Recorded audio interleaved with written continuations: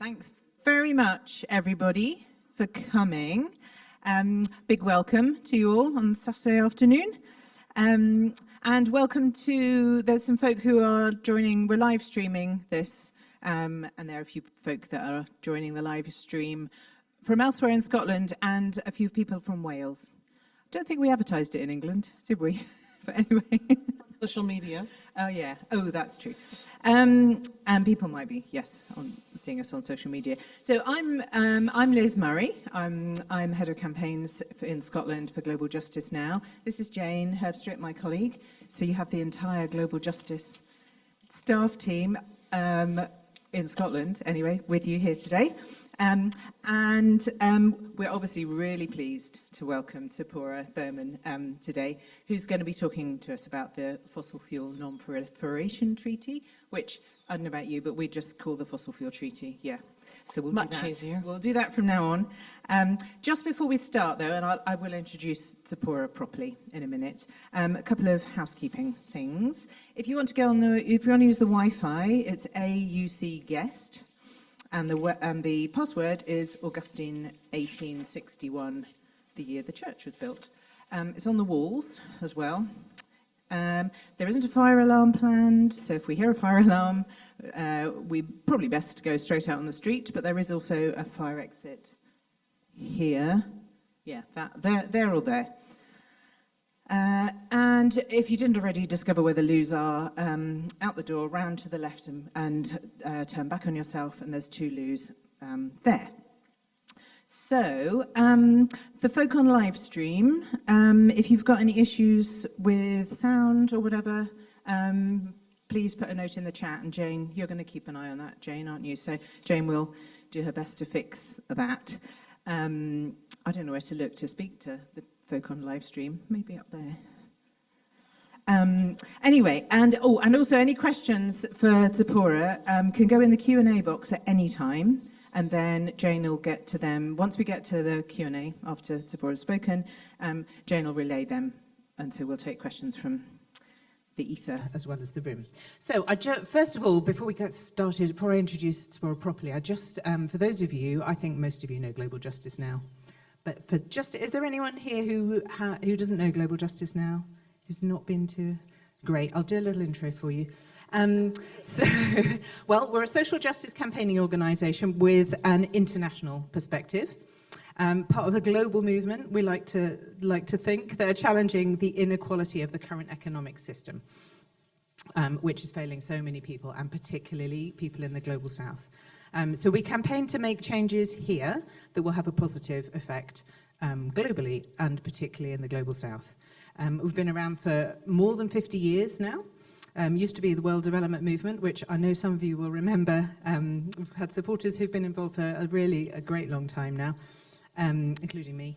And throughout that time, we've been challenging the power of big business, exposing how the market knows best policies of governments have led to a huge concentration of resources in the hands of the wealthy few, and in corporate hands in particular. We've also promoted positive solutions that redistribute power and reduce inequality. So that's the campaigns that we run are in that context, and we are part of a global picture of resistance. Of organising for positive change. We've got an amazing network of local groups here in Scotland and right across the UK who make our campaigns seen and heard locally and are really a big part of our work. We're also, hence this event, a UK partner of the global movement that is challenging the expansion of fossil fuels and the power of corporations behind that. Because for too long, the fossil fuel companies have, first hidden the truth about climate change, then denied its existence, then tried to slow action on it, and they've deflected their part in the climate crisis and put responsibility for reducing emissions onto us as individuals. And of course, they've spent billions lobbying and promoting false solutions. So that was the context for the Fossil Fuel Treaty. But some of the world's most climate vulnerable countries are now calling time on fossil fuels.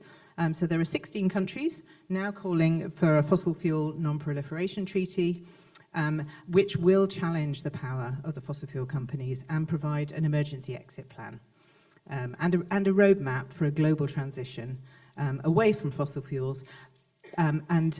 Importantly, that roadmap will have equity, or has equity and justice at its heart. Tzeporah is going to talk more and probably much more eloquently about this than me. And that is that's what we're going to hear from Tzeporah about. So I just want to introduce her properly. So she is the founder and the chair of the Fossil Fuel Non-Proliferation Treaty Initiative. That's its full, I hope I've got the full title there. And actually, there's a really nice link to Edinburgh, or rather to Scotland, in that the treaty initiative was launched at the COP26 in Glasgow. So Tzeporah herself was here then. You may have seen her TED talk that she did, that she tells me have 3 million views since then. She's was the co-founder and international program director at Stand.Earth. Is that you? Or Stand Earth? Is the dot pronounced? It is, strangely. And she and I both have a history at Greenpeace. Actually, around the same time, I worked for Greenpeace here in the UK, fighting new oil developments on the so-called Atlantic frontier, the deep water, a new wave of developments that the UK government in the 1990s was pushing out.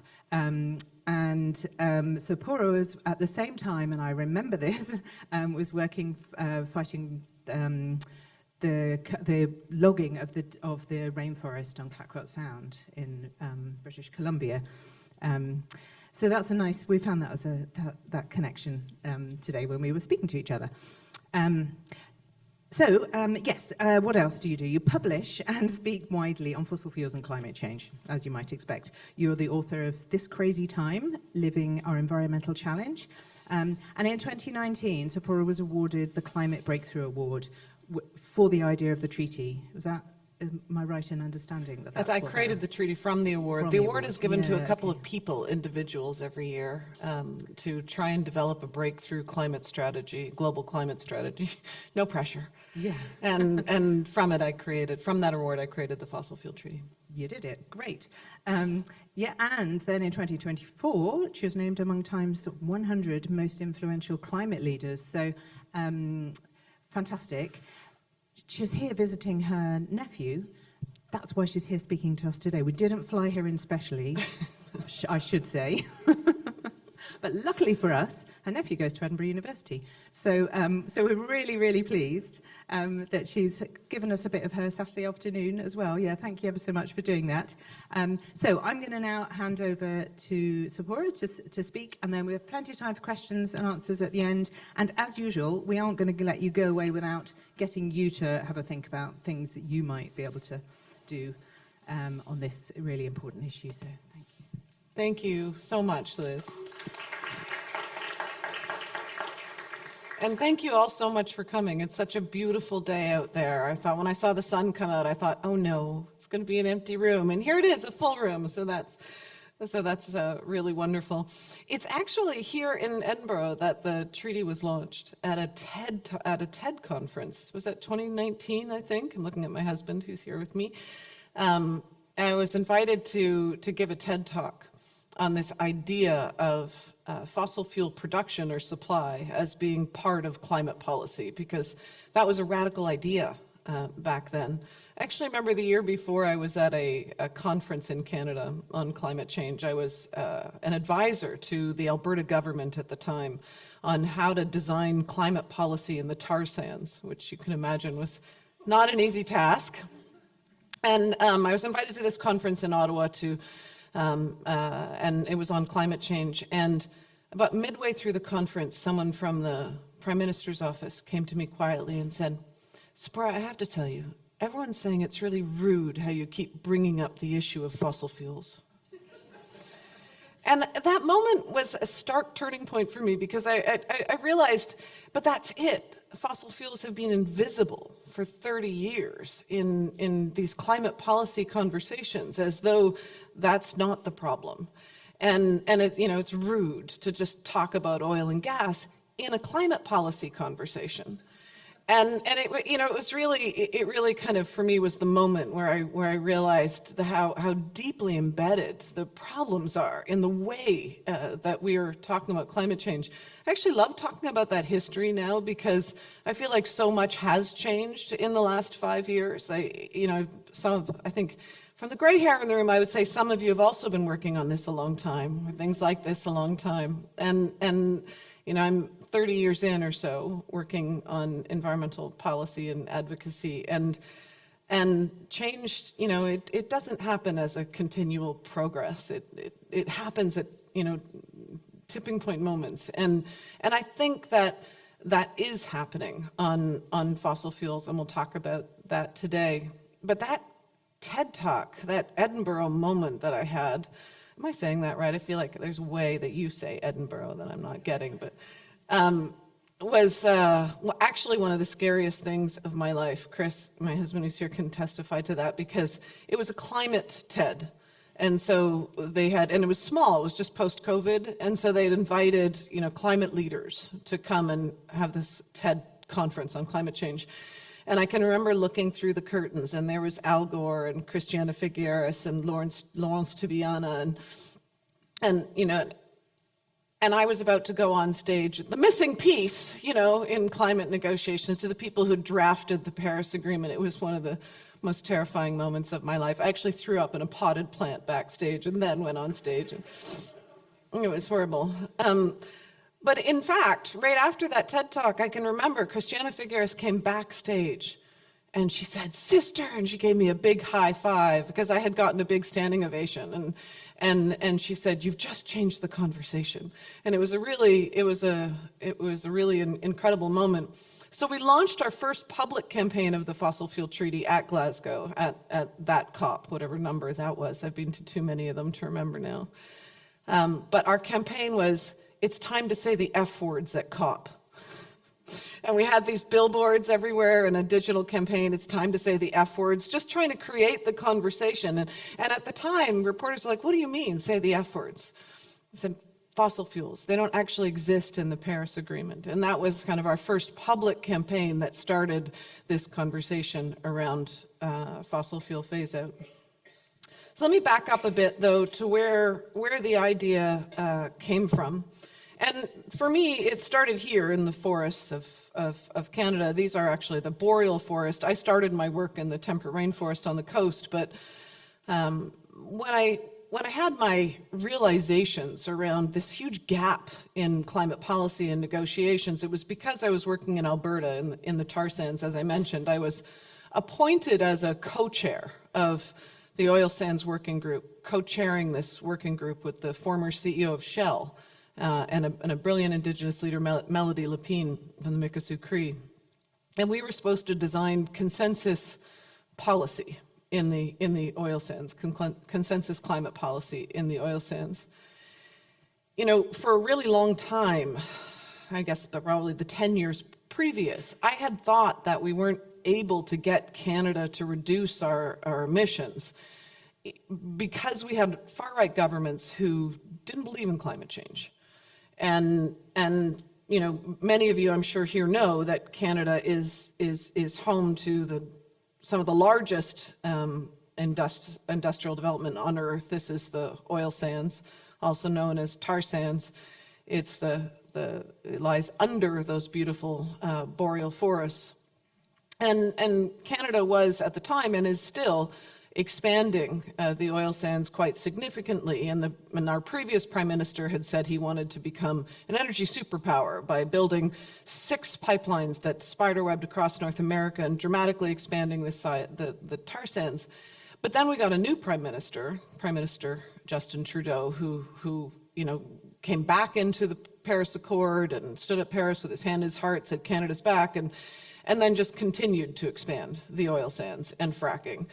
And it was really that understanding that it's not an issue of right or left, that and sitting down with friends of mine who are now in the government, where they would explain to me how, but Tzeporah, fossil fuels are not the issue.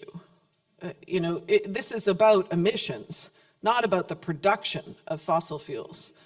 And then continue to, I can't tell you over a 10-year period how many times I was mansplained how markets work and why it was only about emissions. I remember sitting with our environment minister once and he said to me, but I don't understand, if we're responsible for production and emissions, there might be double counting. And it was all I could do, exactly, not to break into peals of laughter. Like, would that be such a bad thing for a couple of years? Because emissions keep going up, we keep missing our targets. So the accounting we're currently doing, the system, the groupthink that we've created around carbon accounting and emissions reductions and targets, it's not working, at least not fast enough to keep us safe. So it was here that I had my aha moment that, in fact, even though climate policy and negotiations are super complicated. I mean, I've got 3 university degrees and I spent quite a number of years trying to figure out what I was for. It's this percentage reduction, but that has to be from 1990 benchmarks, and it's cap and trade, no, it's a carbon tax, no, it's cap and auction. We make it so complicated. But in the end, 86% of the emissions trapped in our atmosphere, the carbon trapped in our atmosphere, come from 3 things. They come from oil, gas, and coal, 86%. And while, of course, the policy and how we design a just transition to ensure that we don't leave any workers and communities behind, to ensure that we have economic diversification that doesn't lead to greater inequality and poverty and wars, of course that's complicated. But what's not complicated is the physics. The carbon that's trapped in our atmosphere today is causing this sweltering blanket and the dramatic increase in fires and floods and extreme weather that are sweeping the planet, that are worse than ever before.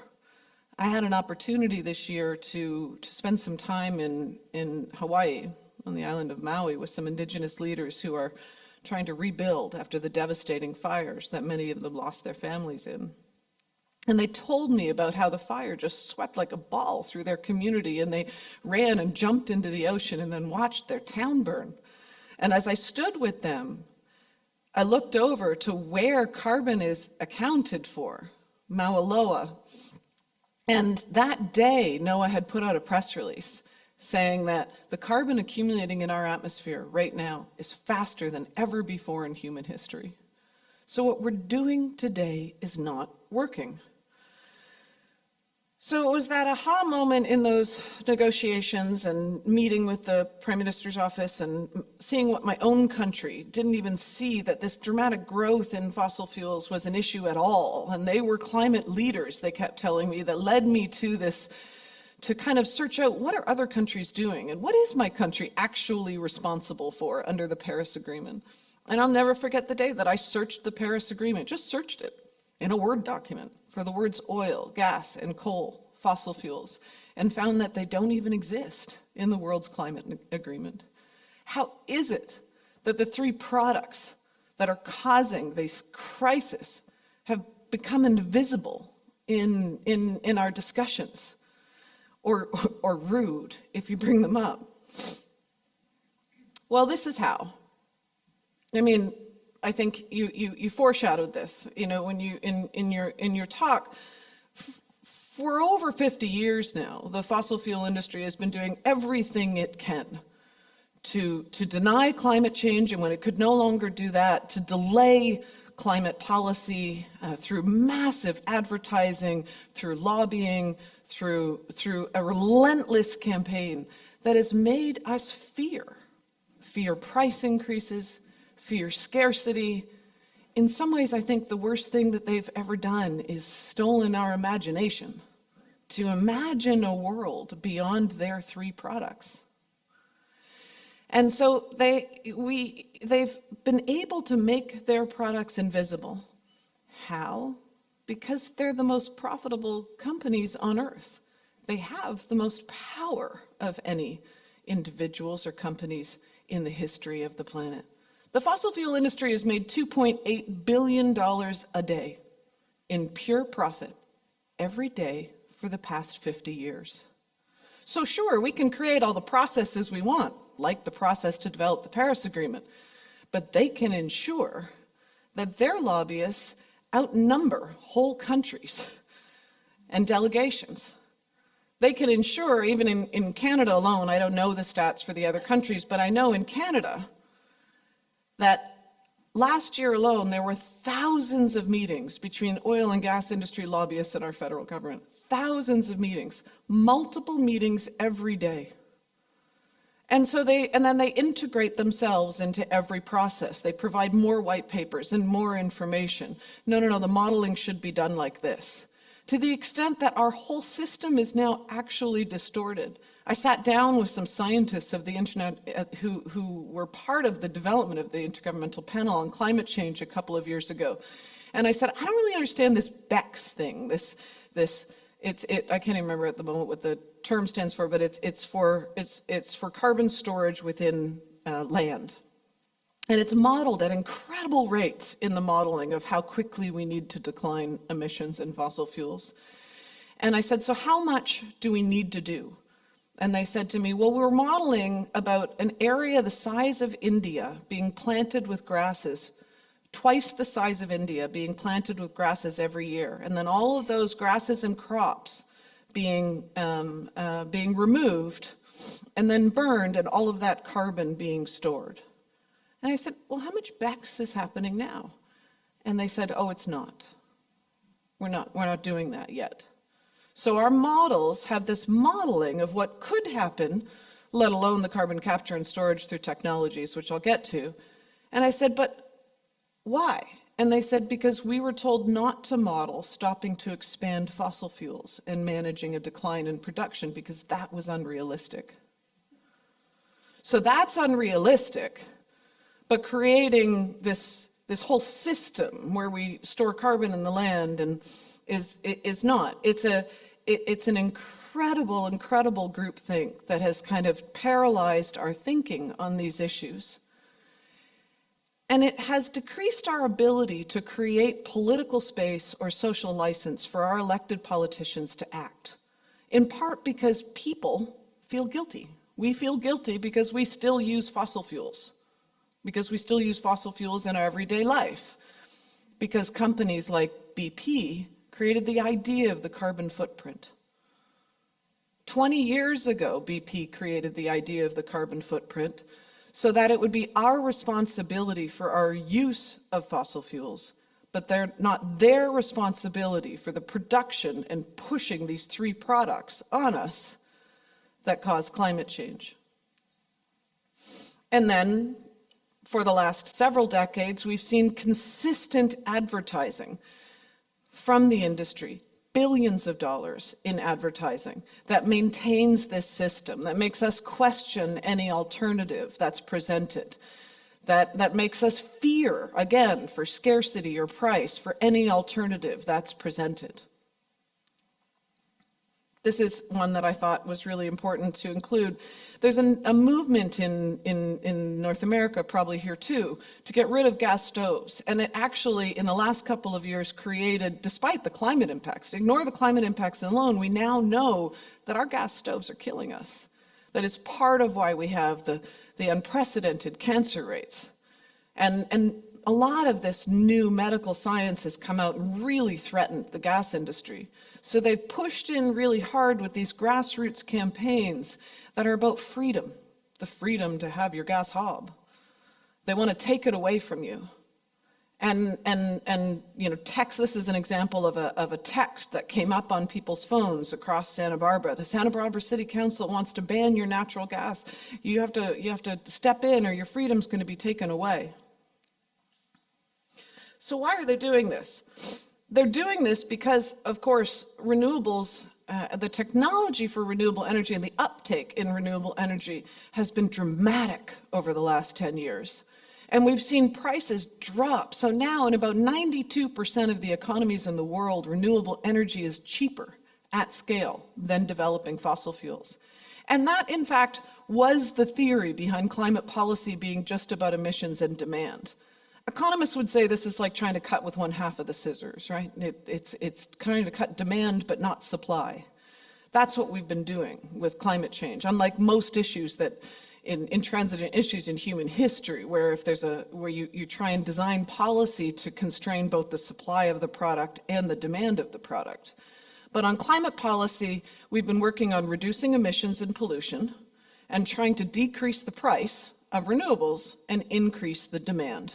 That's that suite of climate policies for electric vehicles, for zero-emission homes, for carbon price. And the theory was that that'll constrain supply. Once people start using less of it, once we have climate policy that demands we use less of it, then they'll start producing less. Except it's not working. It's not working because the markets are completely distorted by over $1 trillion in fossil fuel subsidies because of the power of big oil. Because of their lobby power, fossil fuel subsidies have been going up, not down. Even though many of our countries have committed to reduce fossil fuel subsidies, they go up. They hide them within other tax breaks. They hide them within, for example, support for carbon capture and storage. Canada just gave billions of dollars to the oil industry for carbon capture and storage, despite the fact that carbon capture and storage is failing. So the oil firms spend millions, in fact billions, on lobbying. This is actually quite old, but if you count up what's been happening since Paris, it's well over $1 billion in lobbying just since the Paris Agreement 10 years ago. And what they say in that lobbying is don't worry about production, because we're going to decouple emissions from production. And that's one of the things I learned at that round table that I chaired in Alberta. The oil industry says, don't worry, we're going to reduce emissions to such an extent we can keep increasing production because it's going to be cleaner coal, it's going to be cleaner oil, because the emissions are going to be so much less through technologies. And we want to believe that we can have these breakthrough technologies, and our governments do. So governments all over the world, especially in the global north, have been subsidizing CCUS, or carbon capture and storage, despite the fact that it's such a small percentage that has actually been captured, and that the projections have been so huge. If you look at the IEA 2030 projections, they project enormous amounts of CCS in order to meet our goals of emissions reductions. But how much is actually working? How much in reality do we actually see working? Almost every single study for the past 3 years have said 80% overpromising and underdelivering. It's not working. It's not, and that it's way more expensive to try and constrain emissions through these technologies than it is just to stop using fossil fuels or wind fossil fuels down and increase renewable energy and electrification. So that's the context. Where are we today? Our goal, of course, is a 1.5 degree pathway, and of course we're pretty much there right now, and we're seeing the impacts all over the world. The Paris Agreement says below 2. We have commitments from countries now that lead us to about a 2.4 or 2.7 degree world under the current nationally determined contributions, which we'll hear more about on the road to Belém, where COP30 will be this year. But production is on track to a 3.1 or 3.7 degree world by 2040. So that means the carbon embedded in the projects that already have CapEx in and are being proposed to be developed right now. So we're spending billions of dollars and a lot of human energy and political and intellectual capital to dig up stuff that we can't use, that we could never burn, or it will burn us. So in fact, we already have enough. We already have enough oil, gas, and coal on the surface of the planet or under construction that if we used it, it would take us well past 2 degrees. And we already have enough, many studies say, if we use just what we have, if we stop expanding today, we have enough to use while we transition to renewable energy economy. But what's actually happening? 10 years ago, 80% of the renewable energy that 10 years ago, 80% of the energy we used on this planet was from fossil fuels. This says 2021, but Irina, I just talked to them 2 days ago, and they've just come up with their new numbers, which it's about 79%. So 10 years ago, 80% of what we used came from fossil fuels on the planet. Today, 80% what we use comes from fossil fuels on the planet. So while renewables are cheaper, and we've seen a dramatic uptake in renewable energy, we're building it faster than ever before. There was twice the amount of investment in renewable energy last year than there was in fossil fuel energy. So there is a good news story here, but it's not displacing fossil fuel assets. In fact, demand for fossil fuels grew this year because of a massive petrochemical build-out that the industry is pushing. What we build today will be what we use tomorrow. And the industry has a strategy to continue to build more and more and more. So that's the logic behind the fossil fuel treaty, because the atmosphere doesn't care how many solar panels we build. The atmosphere cares how many fossil fuel projects we don't. So yes, we need to do electrification and build renewable energy, but we need to ensure that it's displacing and decommissioning existing fossil fuel assets. So we have seen an exponential growth in renewables, and that is threatening the fossil fuel industry. They can't stand that, and so they've revised their strategies. This is something I pulled off social media this morning because it was a meme. Without retribution, people couldn't figure out where it was from, that was showing up on people's social media feeds all across North America. And it just said, renewables and electric cars are worse. This is lithium mining. This is what the oil sands look like. And I'm sure you've heard it, because everywhere I speak around the world, the first question is, but aren't renewables and electrification worse for the environment? What about the mining for lithium, copper, etc.? And there is no mining that's not going to have an environmental impact. I'm certainly not saying that. And we need to ensure that we have the right rules and international cooperation in place to protect what few high biodiversity zones we have left, to protect indigenous culture, indigenous rights and lands, and major hydrological zones. And it's why one of the pieces we're working on is looking at what would no-go zones for critical mining look like, and what is the legislation that we need for circular economy so that we're using the critical minerals already on the surface of the planet. But we will need quite a lot more mining. But how much mining? I think it's really important for people to understand that the amount of mining to sustain the fossil fuel economy is 535 times more the amount of mining that you need to create a clean energy economy.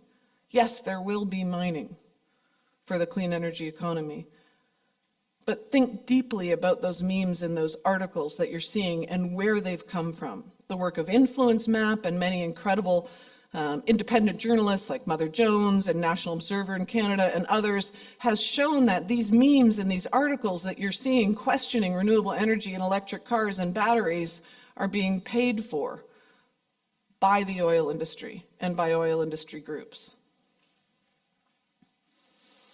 The big oil companies, and I've heard it here in the UK, I've seen the ads even in Scotland, especially BP. Some of you may be old enough to remember when BP in 2000, that's 26 years ago, declared themselves beyond petroleum.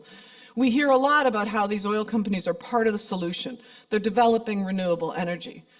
Less than 2% of the capex of the 5 big major companies is going to renewable energy. The majority of what they're spending is for more and more fossil fuels. But when you look at their advertising, over 60% of their advertising talks about renewable energy and green solutions. They're painting themselves as part of the solution, but these companies are not going to manage their own decline. So what will? We finally had a breakthrough in Dubai when governments acknowledged the need to phase out fossil fuels. So that was the first time in history that we had the words fossil fuels in the world's climate agreement. But while 190 countries finally acknowledged that we need to phase out fossil fuels, they didn't make a plan for it. The Paris Agreement is about negotiating who gets to emit and how much. But there are no negotiations on who gets to produce and how much. There's no agreements on whether or not we should, how to cap the expansion of fossil fuel production that's planned. And for many countries in the world, they cannot do that without international cooperation. Ecuador, for example, drilling for more oil in the heart of the Amazon just to feed their debt. Some countries like Malaysia have such a high component of their GDP connected to their fossil fuel exports that if they stopped expansion in Malaysia today, they would have to shut down their hospitals and roads. So how do we ensure, we can't just leave it up to each country to figure it out, especially when the fossil fuel industry is pouring capital into the global south to build new gas infrastructure across Africa and Asia.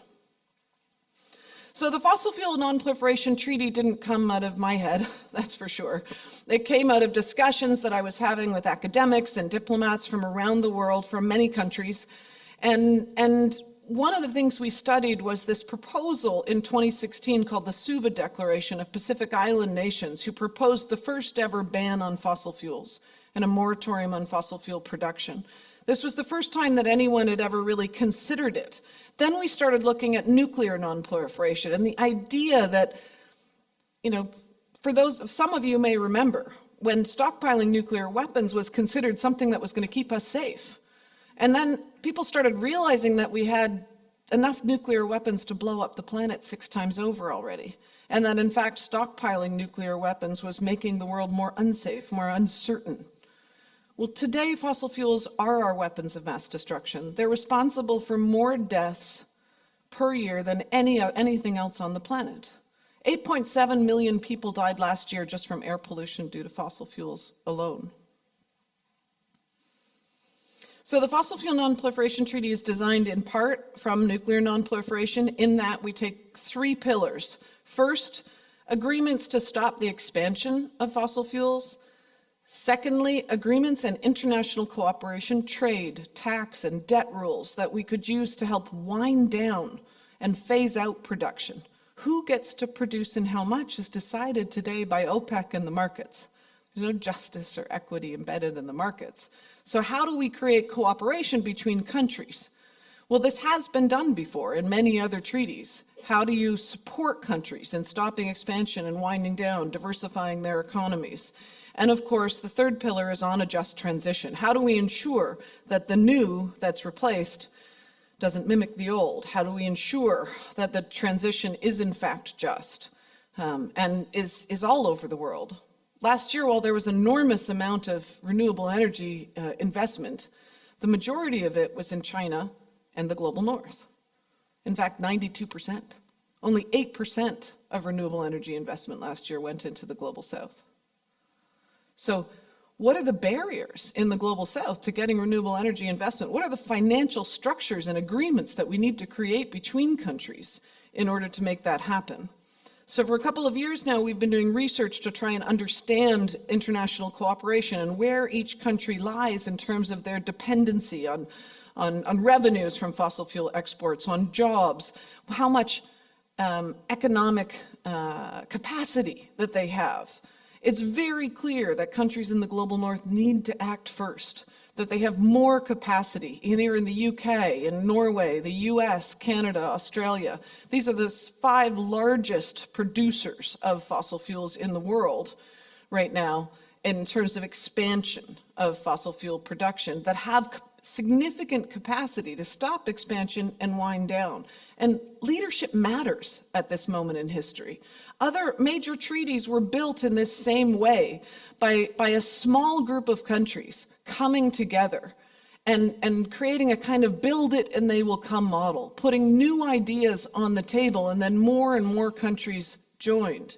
The Mine Ban Treaty was actually created by a convention called the Ottawa Convention, actually, a convention in Canada that started the conversation and created the negotiations. There were only, I think, 25 countries who attended. And then more countries joined as interesting proposals were put on the table. So that's what we've been doing with the Fossil Fuel Non-Proliferation Treaty. We spent the first 4 or 5 years building the movement, reaching out to Nobel laureates and scientists and all of you and many people around the world to build the idea and support for the idea. But then we also started digging in to try and figure out how can we build the intellectual capital and the ideas for what would actually be negotiated under a treaty. What would be incentive to get countries to come, and how do we build political support? That's about where we are now. We're looking to formalizing the multilateral process next year.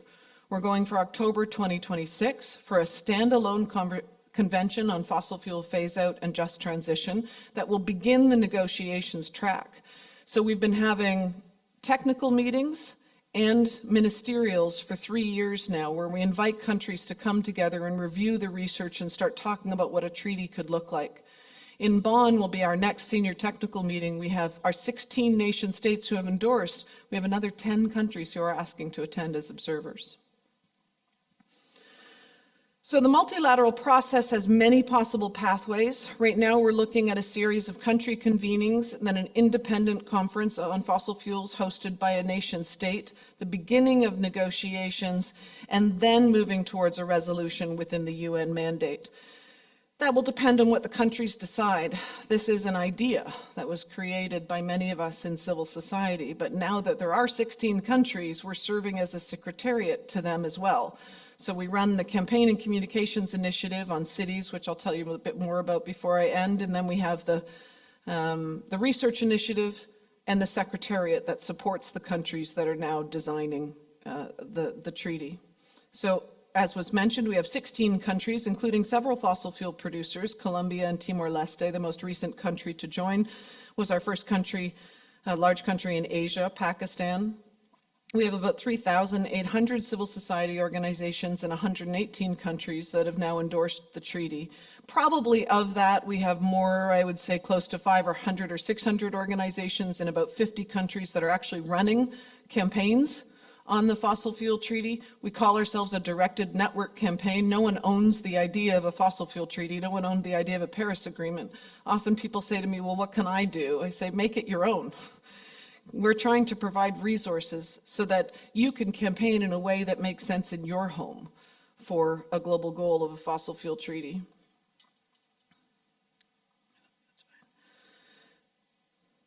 So the idea really took root in the Pacific Islands. We went to them first. I spent several years working in the South Pacific, meeting with those governments who have really been leaders on climate, the creation of the ICJ on climate change, the International Court of Justice recognizing climate change, the idea of loss and damage, the goal for 1.5. This was all led by some of the countries that are most vulnerable in the world. And they have really been leading the push for the fossil fuel treaty, now joined by those other countries. All of the research that we're doing to create the fossil fuel treaty and to show the impacts of more fossil fuel expansion is now publicly available on our website so that you can download it. We have a growing list of partners from around the world who are campaigning actively on the fossil fuel treaty, from Global Citizen and World Wildlife Fund to PowerShift Africa and of course Global Justice Now and many others. And the media interest is growing around the world, especially as the problem continues to grow. I know this is a difficult time, and a lot of people say, well, given the Trump administration and what's happening, can we still be calling for a fossil fuel treaty? In some ways, I think it's more important than ever, because supporting those countries who are willing to still work together for international cooperation and multilateralism on this feels more important than ever to me. And many of the countries I've met with while I've been in Europe this past month have said, you know, in the past, we thought energy security meant investing more in gas. One of the governments said to me, but we were dependent on Putin's gas, and then we realized that was making us insecure, so we started buying more gas and LNG from the US. And now we're dependent on Trump. And so we are going to be redefining energy security as a fossil fuel phase-out. There are openings now, even in the crazy world that we're currently living in. The cities campaign has grown substantially around the world. We have over 100 cities now, 101 Nobel laureates. We have our first UN body, the World Health Organization, that's endorsed. The European Parliament has endorsed, and we now have a champions program with people like Mary Robinson and former UN Secretary General Ban Ki-moon joining the initiative. We're working to build political buy-in over time, as I mentioned, and this campaign here in Scotland and in the broader UK is really important because we want to ensure that the UK is not a blocker. And we hope to gain subnational backing from Scotland and Wales. So the more that we can engage, for example, Scottish cities in joining, the more that we're able to build that power from the ground up to create the political space. So our strategy is to catalyze international cooperation, to build public support with regional partners, to build concentrated power to decrease the social license of the fossil fuel industry, and to scale compelling storytelling. City actions have been really, really critical, and there are many Scottish cities. Scotland has 3 city endorsements, Dundee, Edinburgh, and Glasgow, plus North Ayrshire, did I say that right? And Stirling University have also endorsed. Overall, 19 councils across the UK have backed the call for the Fossil Fuel Treaty. And we're really seeing a lot more excitement across, I hope, Scotland, but also in Ireland and in the UK. For the Fossil Fuel Treaty. And, you know, we really, when I'm in other places of the world, people are looking to you and the work that's gone on here in really pushing back against the expansion of the oil industry. I imagine many people here were involved in the historic win for Edinburgh and the UK, where Rosebank was determined unlawful. And it's incredibly significant, I think. And of course, led Just Stop Oil, who also endorsed the Fossil Fuel Treaty, to hang up their high-vis vests. And I understand the fight is not over here, but major progress has been made, and I think it's a beacon of hope for a lot of people in dark times.